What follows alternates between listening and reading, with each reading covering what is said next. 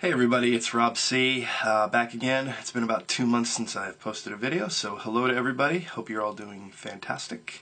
I'm here to deliver on a promise I made probably about a year ago or so in a couple of videos where I said I would give you guys an exercise on how to strengthen your psychic muscle. And here's the deal. It takes about 5 minutes. You can do it anywhere. Except I wouldn't suggest while you're driving a car or working machinery. But yeah, you want to turn your cell phone off and make sure you got a 5-minute spot where you're not going to be bothered by anybody. And it's very simply a meditation and an imagination play at first. The first symptom that you'll get from doing this experiment is a sense of relaxation. That's immediate because you are relaxing. The second thing you'll get is an increase in your intuition. And intuition, I mean, you're sitting at home and doing nothing, and all of a sudden you think about your friend Joe. 10 seconds later, Joe calls on the phone. Or you go to pick up the phone to call Joe, and he calls you at the same time.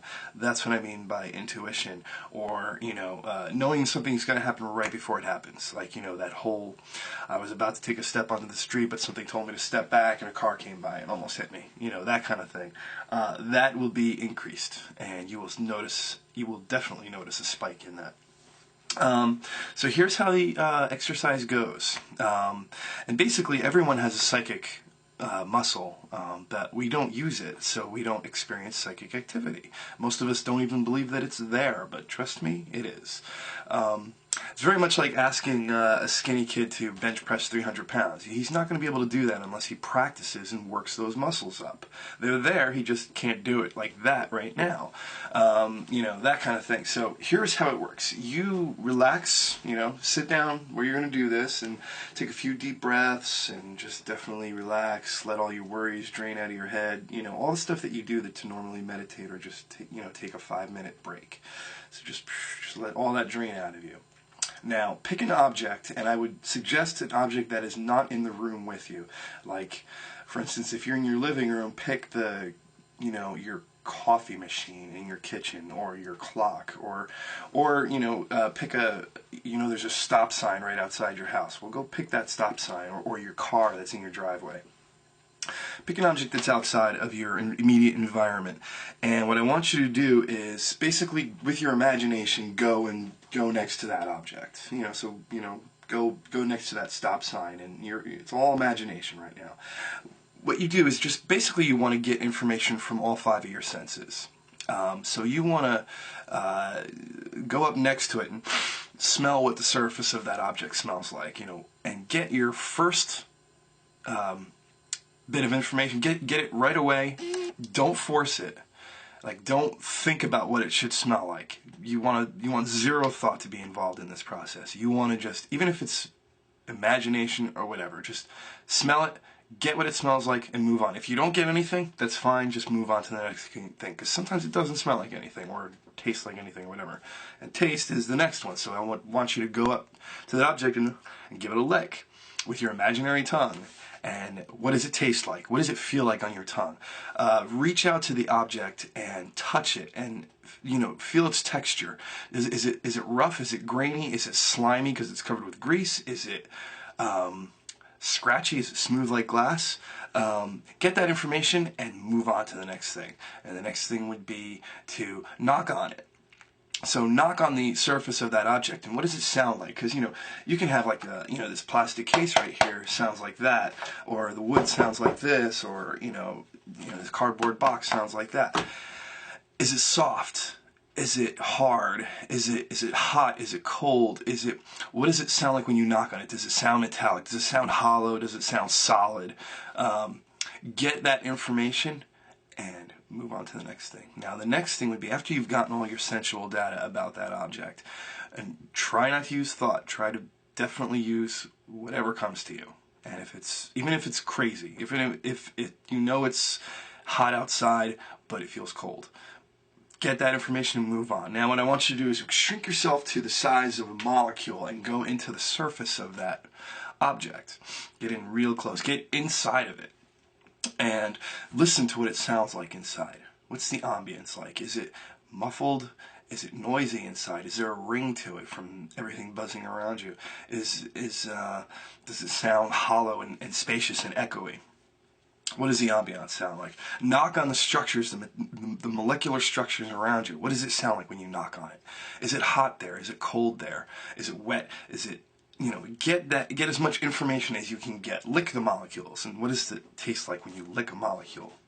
Use your imagination and let the answers come to you. Don't search for an answer. Don't sit there and go, oh, I think it's like that. Get that crap out of your head. That's not what you want to do. You want to get information, and if nothing comes to you, that's fine. Move on.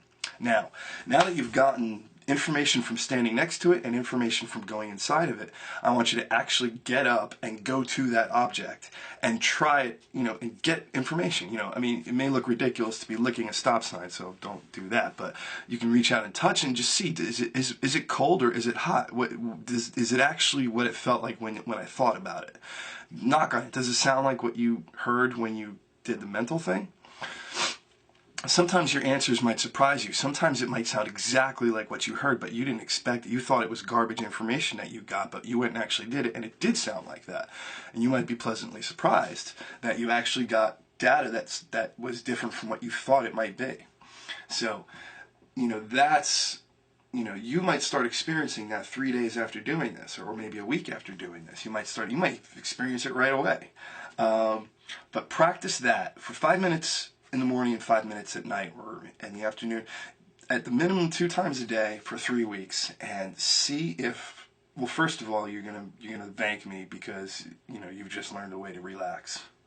So that's the first thing. But see if your information started changing, or the process started changing as you did it, or it got easier, which it normally would. But after a while, at first it's your imagination doing it, but after a while, your psychic muscle that you have will wake up. And my screen just changed, so I had a little shift in mood here. But you will, that psychic muscle is going to wake up, and it's going to start going, hey, you're actually trying to use me now. So it's going to start doing it for you and getting real information. And when that starts happening, your intuition will increase big time, and you will notice that. You will start getting that cell phone thing that, you go to pick up the phone before you knew that your friend was going to call, and all of a sudden you're like, oh, my friend's calling, and I had the phone in my hand. How did that happen? That's weird. You're going to start seeing things like that happen to you.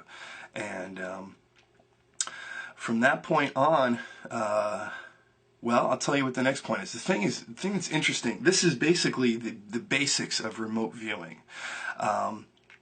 And it's not the same technique that people use on a pen and paper, that kind of thing. This is mental, more of a mental, more of a subconscious state remote viewing. And you'll notice, you might want to experiment with this, is that you can do it with an object that's in the next room to you, or you can do it with an object that's in your friend's house 10 blocks away from you. You can also do it with an object that is in somebody's house in the state of Texas, or in London, England, or in Australia, or on the surface of the moon, or the surface of the sun, or a distant planet that we don't even know about. You can do it to any point in space. Space is no limitation to this process, to this ability. The space limit is none. There is no space limit. You can go anywhere and gather information from any object in space. That being said, the next level is time. So what I want you to do is I want you to experiment, and this will be imagination at first, but after you've done this for about 3 weeks, I want you to experiment with doing something in the past, picking an object in the past. So picking, for instance, the hood of your father's first car. The way you could do that is, if you don't know what your father's first car was, try doing this a couple times. Get the information, and if you're brave enough, ask your father what his first car was. Try to get color information. That would be probably the best descriptor. So try to find out what the color of your father's first car was. Something like that. Or an object from your past that you like, an old doll that you used to have when you were growing up, or whatever. Try that, because the thing is, there's no limitation on space, but there's also no limitation on time. You can go backwards and forward. The only difference is that going forward in time, it's probable. It's a probable future. Enough said. I'm out of time. 10 minutes. I love you guys. Hope you do well. Let me know. Reply to me and let me know how you did with your experiment. All right? Bye.